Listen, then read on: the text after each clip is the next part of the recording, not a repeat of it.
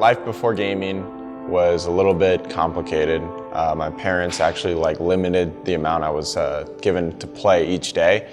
And I was into sports, pretty much every single sport: basketball, baseball, football, soccer. And I got my shoulder hurt from pitching. And I just started playing more and more in terms of video games. And I started playing competitively on internet websites like Game Battles back in 2007 when I started. My parents definitely wanted me to stay focused in school. I remember I had to have a certain GPA in school, and if I didn't have that, then I didn't play at all.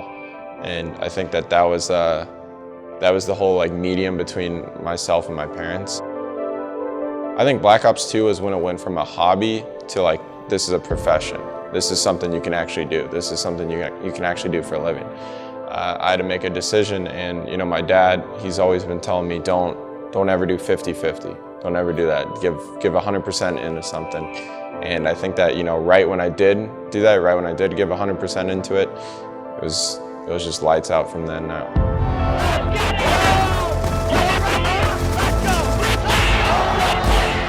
So I was first probably noticed in COD 4 back in 2007, 2008. I just played late nights. I would message a pro, and I got a Nated's lobby, and Nated was like, wow, this guy's actually really good.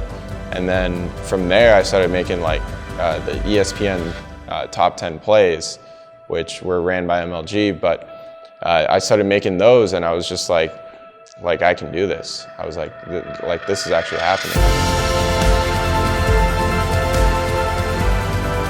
I started in Call of Duty 2, Call of Duty 4.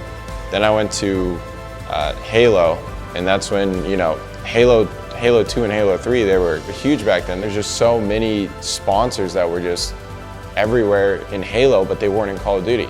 And I remember at the time I left Call of Duty to pursue that in Halo, and watching Ogre 2 play and watching Final Boss play, it was awesome. Anyone who watched those games back then knew that, those guys were the real deal.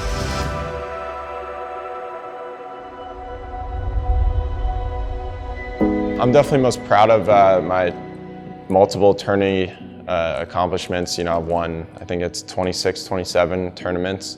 I'm really proud that I think with this team, it's really good to do these things, considering that I've only been on 2 or 3 teams my entire career. So I'm not someone to go from team to team just because we lose or something like that. That's just not something I do. I did that in Halo, and I learned that that's not the way to do it. I think the thing that motivates me to be the best is just self-motivation. I think that's with everyone, just self-motivation.